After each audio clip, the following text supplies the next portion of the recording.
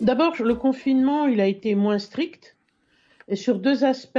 D'abord, qu'il y ait plus de travail en présentiel que ça n'était le cas lors du premier confinement, et surtout, les écoles sont restées ouvertes.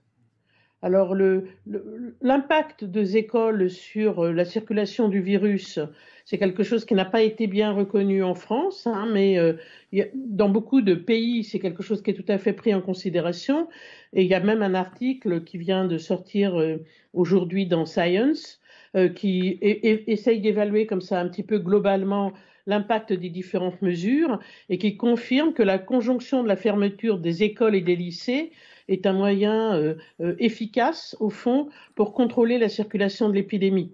Mhm. Donc c'est ça qui explique que l'effet de ce confinement-ci a été moins fort et moins durable que l'effet du confinement précédent. Mais alors là-dessus, peut-être quelques précisions comme de Dominique Costagliola, parce que on a beaucoup entendu, on a beaucoup dit, et j'ai beaucoup dit aussi suite aux études et aux travaux que nous avons pu consulter avec l'équipe de la méthode scientifique, que il y avait tout de même énormément de littérature scientifique pour dire qu'effectivement les enfants, les écoles n'étaient pas des lieux de diffusion ou de propagation de l'épidémie.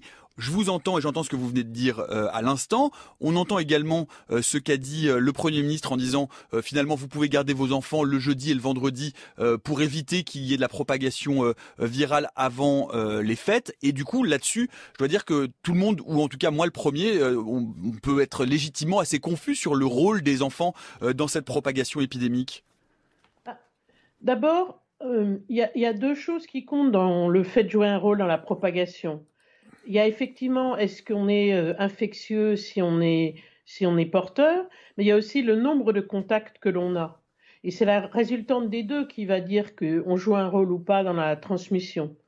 Et la deuxième chose, c'est que, évidemment, il y a un certain nombre de gestes barrières qui sont mis en place dans les écoles, mais un moment où, au fond, il n'y a pas de gestes barrières tant que ça, et dans lequel on n'a pas de masque et on parle, c'est la cantine.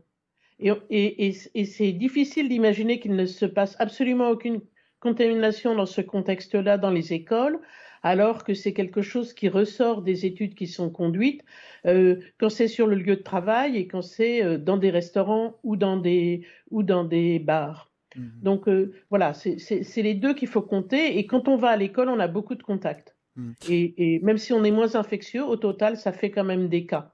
Et, et, et bien entendu, on voit bien que très souvent, on se contamine dans le milieu familial, mais il faut bien qu'une des personnes du dit milieu familial ait été celui qui ramène finalement le virus dans le circuit familial. Et les enfants peuvent jouer un certain rôle. Alors les données dans la littérature, elles sont disparates. Il faut voir qu'une partie de ces données a été collectée à un moment où les pays étaient en confinement. Et donc, on n'était pas vraiment en situation d'exposition à l'école.